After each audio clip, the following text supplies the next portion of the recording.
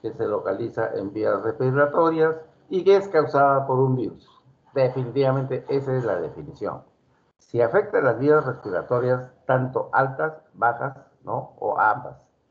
De todas maneras, vemos nosotros de que cada año se producen brotes de esta enfermedad de extensión y intensidad variable, de tal manera que las tasas de morbilidad son muy frecuentes. Y vean ahí paralelamente, ¿no? Vean ustedes ahí una grafiquita, ven ahí a la presencia del virus, ¿no? Y lo que produce en el paciente, ¿no? Producen astenia, producen cansancio y producen, ¿no? El tipo C produce un estado febril que lo compromete de tal manera. Estas enfermedades están catalogadas taxonómicamente como HN, que les da una peculiaridad de tal manera que nos hace que seamos vulnerables nosotros a la afectación de esta enfermedad.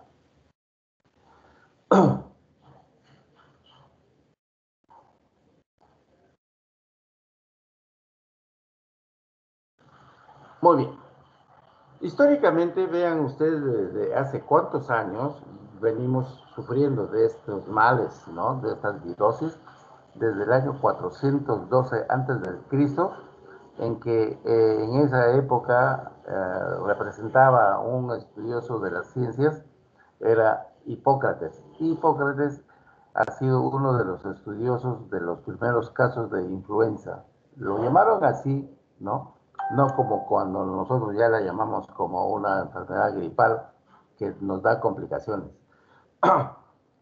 El virus del COVID no es ni más ni menos parte de esta familia de los virus y de una forma clara tenemos que definir que el virus, ¿no? No es un animal, un parásito viviente, sino que es un conglomerado de partículas o de residuos de otros virus que se agrupan y de tal manera tienen reacción con el medio al contacto que tienen con nuestro organismo, ¿no? A través del tiempo han aparecido varias epidemias de tal manera que a partir del siglo XV, ¿no? Empieza a descubrirse como que esto se le atribuía a la influencia de las estrellas. Llegamos al año 1700, ¿no? En donde Robert Johnson describe por primera vez un estudio de diseminación de tal manera que afectaba a todas las poblaciones, no de un país, sino de varios países, ¿no? Lo que había convertido en una pandemia, ¿no? Y esto lo hemos venido viendo tan específicamente en que esto se ha comportado como un problema de salud pública desde el año 1833, 37, 47, 89, 90 y el año 1918 en que se produce la pandemia más grande del mundo. En 1850, ¿no? En 1850, ¿no? Comenzó en países asiáticos, ¿no? En África y en Europa mismo. En eso nosotros hemos venido analizando que a través del tiempo, ¿no? Viene el siglo XVII, viene el siglo XVIII, en donde se va haciendo que varios investigadores vayan produciendo, ¿no? Un perfil de esta enfermedad, llegando hasta el año 1918, en que esta enfermedad, ¿no? Se ve definitivamente marcada a través de las afectaciones de las personas que estaban comprometidas con eso. En el año 1918 se da la gripe española, ¿no? En donde todos estaban peleando y bueno, pues España no ingresó a esta guerra y es ahí donde realmente se ve involucrada esta región en una afectación de tal manera que tumbaba a todos sus pacientes, si vale la palabra, porque había mucho conocimiento y muchas actitudes, ¿no? De estos cuadros gripales muy severos, ¿no? Que convertían en una letalidad muy marcada no necesariamente que llamó la atención de todas las naciones. Pero sin embargo, ¿no? En esta época o esta pandemia del H1N1 llegó a matar entre 50 a 100 millones de personas en todo el mundo. Miren, en un año mató 100 millones de personas, lo que no está haciendo esto todavía el COVID-19. Pero esperemos de que con estas revueltas que hay en la calle se ha perdido, ¿no?, todo lo que es el ciclo de el hacinamiento de las personas, ¿no? Se ha roto ya el distanciamiento social, el tapabocas, ¿no? La falta de higiene en las manos, la gente se toca, se cogen los heridos. Vean que eso es un factor muy importante que hay que tomar en cuenta siempre en normas de salud pública. Y esto, ¿no?, afectó a la humanidad de tal manera que quienes realmente se enfermaban eran los adultos y los jóvenes, ¿no? A diferencia de otras pandemias, ¿no?, o epidemias que solamente afectaban a niños o a personas de la tercera edad debilitadas. Vean ustedes cómo han habido características, ¿no? Y aquí específicamente damos a entender de que en esa época de 1918, este tipo de virus, el H1N1, mató 40 a 100 millones de personas, ¿no? Y el promedio de las edades eran 25 años, y lógicamente, pues en esa época no había vacuna disponible, ¿no? No se había hecho un estudio porque, como era una enfermedad viral, automáticamente podía ceder, perdón, fácilmente. El tipo de cepas H2N2 mató a 2 millones de personas, ¿no? Y ahí afectó tanto a niños, ¿no?, como a adultos jóvenes. Entonces, para ello hubo una vacuna, pero no salió adecuadamente como lo que está sucediendo con nosotros, ¿no? Y en el año 1969, 10 años después, aparece el H3N2, que mata a 1 millón de personas, lo que está haciendo el COVID ahora, ¿no? 1 millón de personas a nivel del mundo, y en donde está comprometida la población de los niños y los adultos jóvenes. Pero para esta vez ya había una vacuna, pero no llegó disponible lo más adecuadamente posible. Y si nosotros vemos que definitivamente la evolución de este virus, del H1 al H2, al H3N2, ¿no?, al H1N1, esto va siendo causado por el mismo virus, pero mutado, que cuando salía la vacuna ya había mutado a otra cepa y eso lo hacía diferente a desarrollar. Actualmente, ¿no?, esta enfermedad se sigue presentando a nivel mundial, ¿no?, como la pandemia del virus de la influencia humana, ¿no?, y que viene a ser a una variante del tipo A. Lo que queremos ver es que para esto debe haber una asociación, ¿no?, entre la gripe aviar, que es de las aves, y la gripe porcina. Se entiende que esto, sumados, ¿no?, la porcina y la aviar, como vimos en la primera diapositiva, ¿no?, y el humano al costado, o sea, son manifestaciones que el virus se ha hecho muy resistente, ¿no?, a cualquier tratamiento que pueda dársele a este paciente. No hay una vacuna que se presuma, ¿no?, que nos ayude a poder resolver esta situación. Vean acá, desde el año 1917 han venido sucediéndose, han intervenido ciertos laboratorios que han estudiado el virus, ¿no?, han preparado la vacuna a veces no llega en el tiempo prudencial, y llegamos al año 99, donde la propagación se hace un poco más extensa, y definitivamente logramos que esto llegue hasta el año 2005 con nuevas características y nuevas propiedades. Cuando nosotros decimos que la forma como se ha diseminado, ¿no?, esta enfermedad ha afectado a muchas personas, ¿no?, las ha hecho positivas, de tal manera que la población comprendida entre los 2 y los 17 años es la más afectada. Lógicamente que también tienen un apercibimiento de que hay personas menores de 5 años, aquellos en los cuales nosotros no podemos atenderlos adecuadamente, ¿no? Porque se supone que esta enfermedad coge a cualquier edad, inclusive a mayores de 65 años, ¿no? Personas que de una u otra manera están presentando una complicación a esta enfermedad, ¿no? O las famosas comorbilidades, ¿no? La diabetes es una de ellas. Ahora, ¿quiénes más se sienten afectados? No solamente la población que estamos hablando, sino de que tenemos enfermedades crónicas respiratorias, enfermedades cardíacas, enfermedades metabólicas, enfermedades por inmunodepresión o supresión o por enfermedades o por tratamiento oncológico.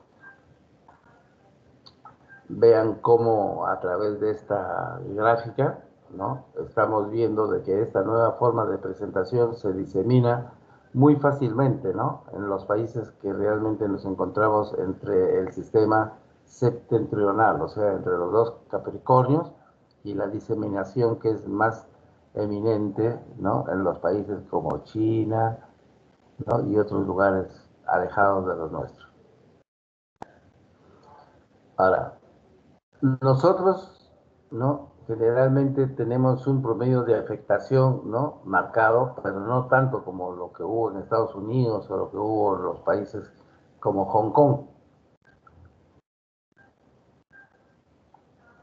Esto ya saben ustedes de que un virus tiene esta composición, ¿no? Que tiene la formulación de la hemaglutinina, que es la fórmula H en la conformación de la connotación de esta enfermedad, y la letra N, que se refiere a la neurominidasa. Entonces, este virus, como tal, tiene alteraciones propias que se manifiestan a través de su código del ARN, ¿no? Y lógicamente que tiene el contacto de esto con el tejido de la mucosa, lo hace muy sensible y responsable de que esta enfermedad epidémica se propague en todas las personas, en los caballos, en las focas y en las aves. Esta es la peculiaridad de estos virus que los hace, pues lógicamente, mortales, ¿no? Porque vean cómo ustedes, aquel que está tocado por este virus, lógicamente hace una morbilidad muy aparatosa, ¿no? Que de una u otra manera, ¿no? Debe caracterizarlos a los gérmenes, a los virus mucho más sensibles, ¿no? Generalmente el influenza, ¿no? El influenza virus, ¿no?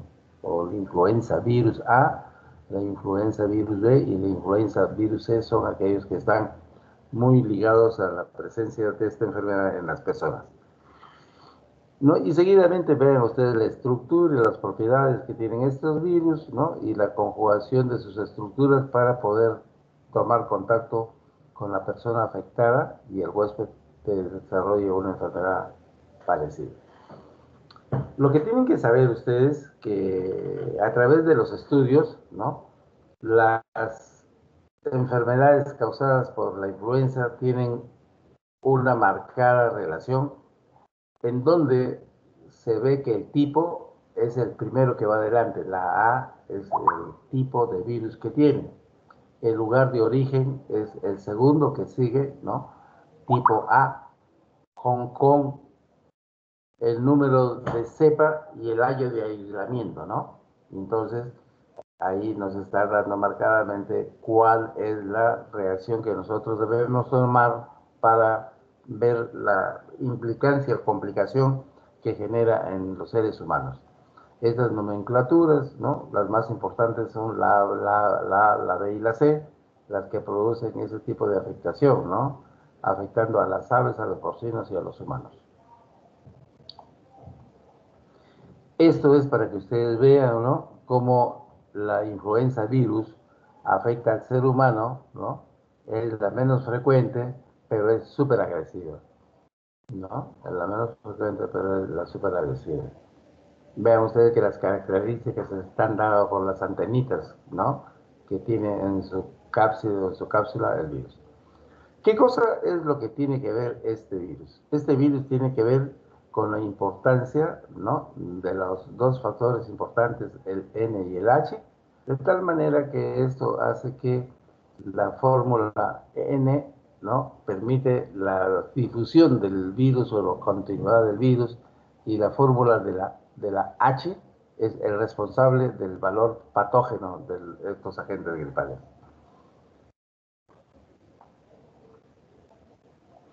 Lo que tenemos que ver que esta predilección que tiene este virus es por los epitelios o los receptores mucoproteicos, ¿no?, del aparato respiratorio, y que tiene alrededor un periodo de incubación casi de 4 a 6 horas, y las personas infectadas a partir de las 24 horas, ¿no?, hacen las sintomatologías, ¿no?, que les puede durar 3, 4 días.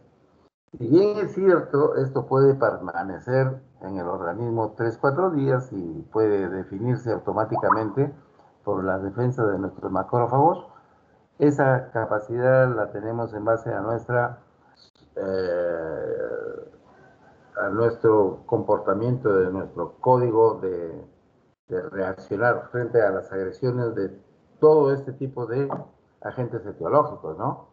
De tal manera que no solamente como existe el virus, sino que puede favorecer la colonización de estreptococos, neumonía, estafilococos aureus, ¿no? ¿No? Y otros virus de la influenza que pueden producir no solamente el virus, sino pueden producir una manifestación de un proceso infeccioso severo.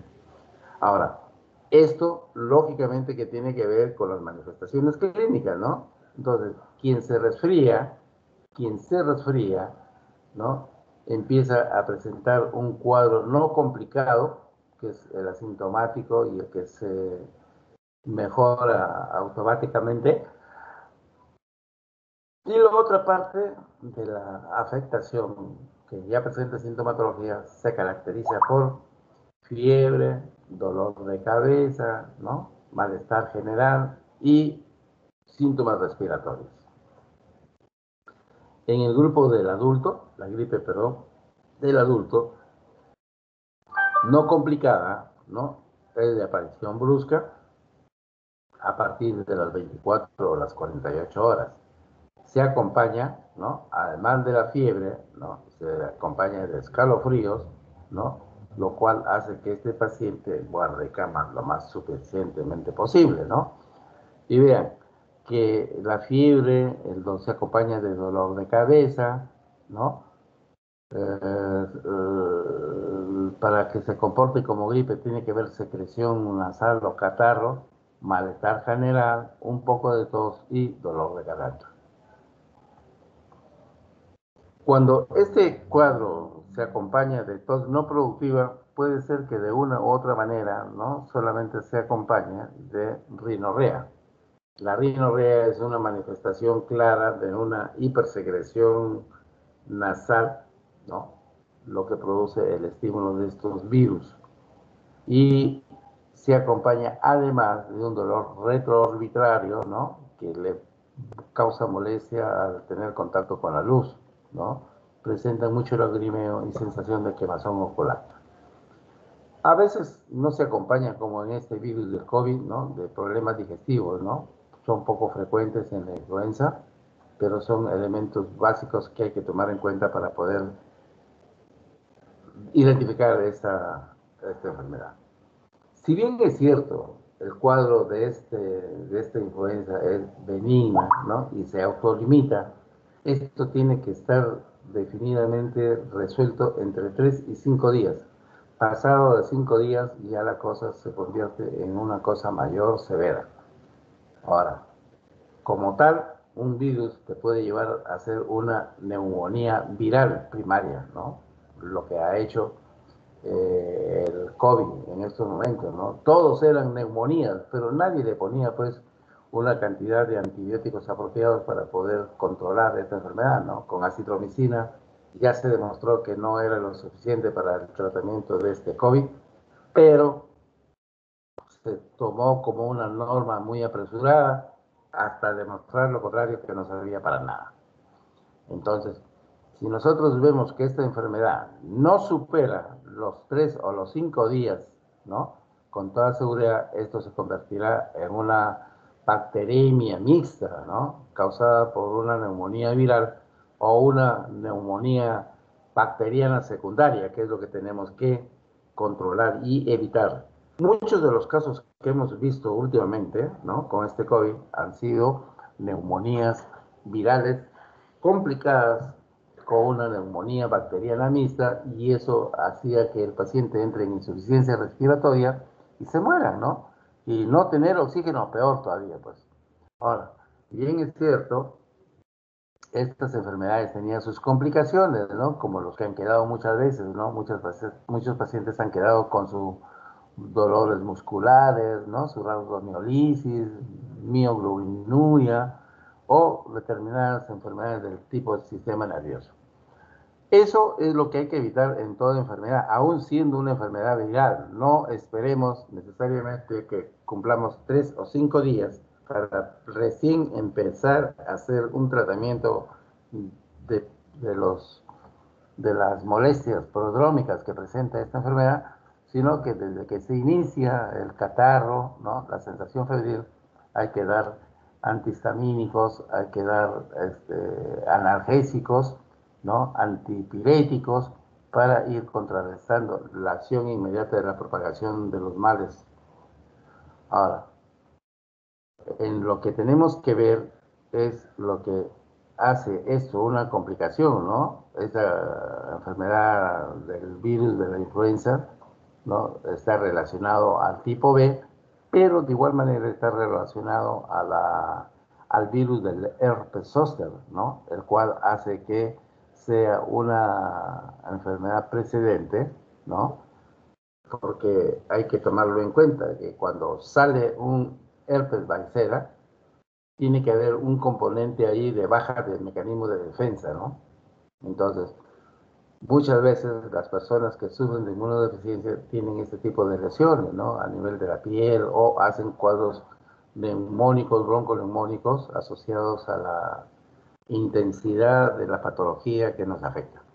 Esto es lo que tenemos que saber y definitivamente tener en cuenta, porque una simple gripe no nos puede llevar pues a un estado de enfermedad, ¿no? Salvo que dejemos de que se complique y no hagamos lo suficientemente algo para detenerlo, ¿no? El que tiene gripe, pues el primer gripe estornuda, tiene malestar, ya se toma su antigripal, se toma su paracetamol, y este paciente estará en mejores condiciones para enfrentar lo que le puede venir, ¿ya? Entonces, generalmente tenemos que ver que esta enfermedad afecta a niños menores de 2 años, tanto como adultos mayores de 65 años. ¿Por qué? Por los mecanismos, ¿no? Uno muy joven que recién se inicia, y el otro que ya está muy viejo o está desgastado, que no responde a los requerimientos de actuación frente a los procesos infecciosos que nos agreden. Estos pacientes de una enfermedad son afectados, ¿no? Aquellos que tienen, lo que decíamos anteriormente, enfermedades pulmonares crónicas, enfermedades cardiovasculares crónicas, enfermedades renales crónicas, ¿no? O neuromusculares, o enfermedades metabólicas como la diabetes.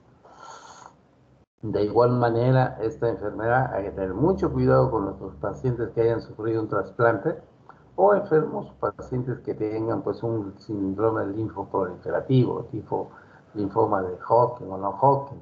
Ahora, en las embarazadas hay que tener cuidado que esto los afecte entre el segundo y el tercer trimestre de gestación.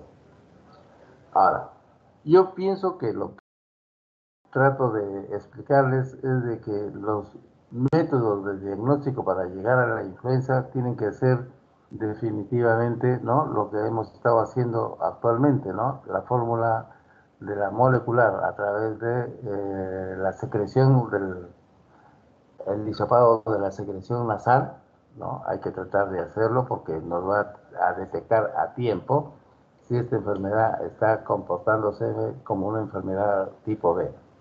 Ahora, dentro de ello, lo que hay que tratar de hacer es un reconocimiento, ¿no?, del ARN, ¿no?, que caracteriza, pues, al virus de la influenza. Pero lo que más tenemos que pensar es de que la prueba de la PCR es una prueba un poco más calculadora para ver la permanencia del cuadro inflamatorio que nos está produciendo. Todo proceso viral tiene un componente, ¿no?, que se resuelve o se detiene o mejora con la vacunación. La vacunación generalmente propia para tratar de evitar a estos virus del H1, a los virus del H3N2 o al virus del Phuket, ¿no?, que se dio en el año del 2013. Eso hace que definitivamente, ¿no?, todos correspondan al virus tipo A, ¿ya? Pero hay otras vacunas que son trivalentes, ¿no?, que son para dos tipos de tipo A y dos tipos del tipo B.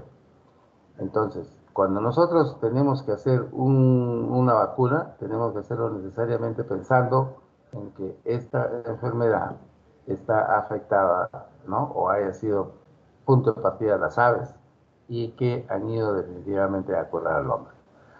Existen dos vacunas, ¿no? La vacuna trivalente atenuada, que es la que se presenta en la primera oportunidad de tratar de vacunar a las personas, y la vacuna tetravalente, ¿no?, atenuada también, que tiene que ir mejorando progresivamente para un tipo mucho más especial, ¿no?, al tipo del virus causada por el tipo B, ¿no?, con características de Phuket. Eso es una forma que tenemos que llevar en donde nos compromete a todo el equipo de salud a trabajar por el bien de este tipo de pacientes que presentan este tipo de enfermedades. Generalmente, como toda enfermedad retroviral o toda enfermedad viral, tenemos que hacer posible que todos nosotros usemos estos productos, ¿no? La amantadina, la rimantadina, el zanamivir o oseltamivir. El oseltamivir es el que lo tenemos muy presente, ¿no? Lo tenemos acá en el país, ¿no? Y con eso ayudamos a contrarrestar un poco la infección por esta enfermedad.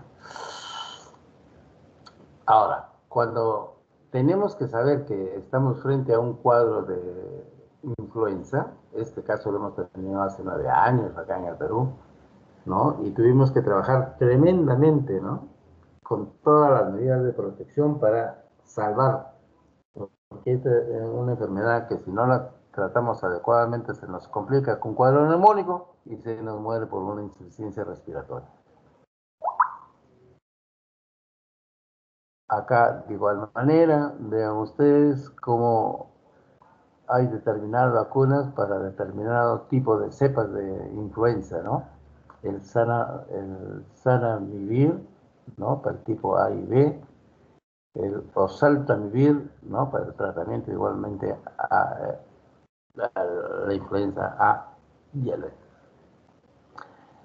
Lo que tenemos que buscar es que toda la población ayude, colabore y se identifique, ¿no? Y se identifique con este tipo de infecciones que nos van a dar, ¿no?, severas manifestaciones si no las manejamos a tiempo. Yo considero que importante es vacunarse. Este domingo, pues, que si hay difteria y es gratis la vacuna, aprovechen, pues.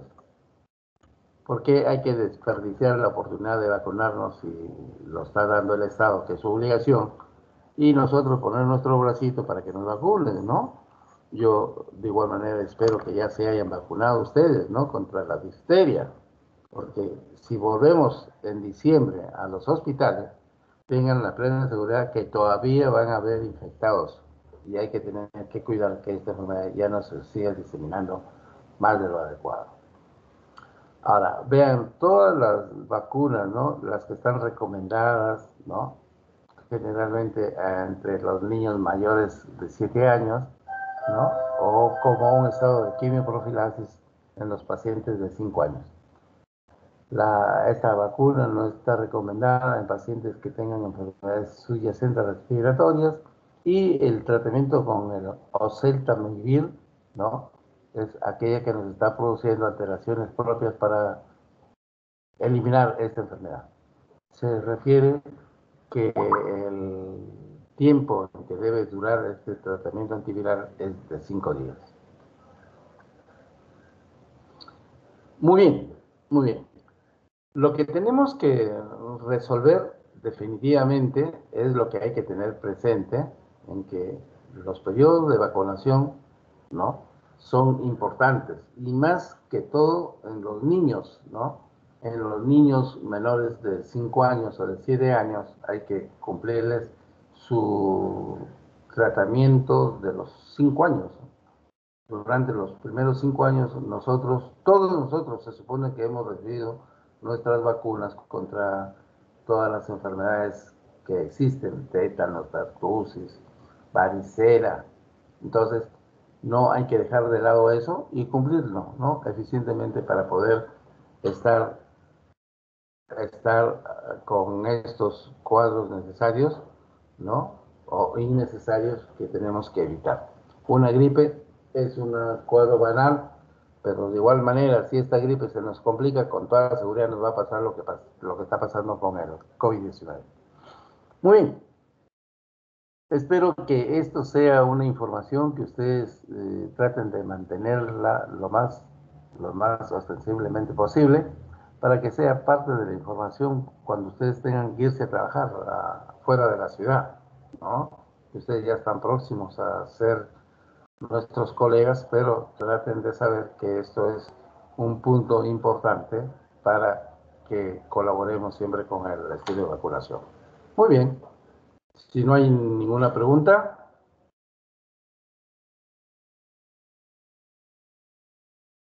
¿qué dice, delegado?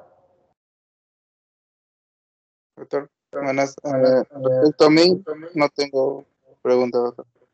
Excelente. Yo entiendo que nos debe llevar, ¿no? Lógicamente a pensar que esta es una enfermedad banal, benigna, no complicada. Pero lo que tenemos que tener en cuenta es que gracias a Dios, ¿no? Dios es peruano y nos libra, ¿no? Pero no nos libró de esta, que era el virus. Y tienen que saber de que ustedes que van a empezar o aquellos que ya empezaron a tener familia, sepan que hay un cumplimiento de un ciclo de vacunación que dura hasta los 5 años para tratar de evitar este tipo de cosas, ¿no? La difteria, por ejemplo, hace muchos años, 20 años que no teníamos difteria y está apareciendo difteria, ¿no? Ya no nos llama la atención que todos los años tengamos dengue, porque tenemos dengue, que hay épocas donde hay casos de brucelosis, hay casos de brucelosis, ¿no? Entonces, la tuberculosis ya ni hablar, pues casi todo el año la tenemos, la tuberculosis, ¿no? Por el tipo de contagio y todas las otras enfermedades que hay que tener. Mucho cuidado. Mucho cuidado con la higiene, mucho cuidado con la limpieza, ¿no? El hecho de ser una condición humilde no significa pues andar ni cochino ni harapiento, pues. Todo lo que sea necesario, utilícelo en beneficio de su salud. Muy bien, chicos. Muy bien. Yo creo que hemos completado lo que teníamos que hacer acá, pero siempre tratando de que sean ustedes los beneficiados en este tipo de información. ¿Ya? Muy bien. Muy bien, muy bien. Chao, chicos. Chao, Gracias. Ango. Chao, Gracias, doctor. Hasta luego. Apolinario. Chao, Angeldoni. Gracias, doctor. Hasta luego. Chao, chao, Yamilet. Chao, Reinaldo. Chao, Sebastián. Chao, Luis. Chao, chao, Yair. Un abrazo. Hasta luego, doctor. Chao. Hasta luego, doctor. Chao.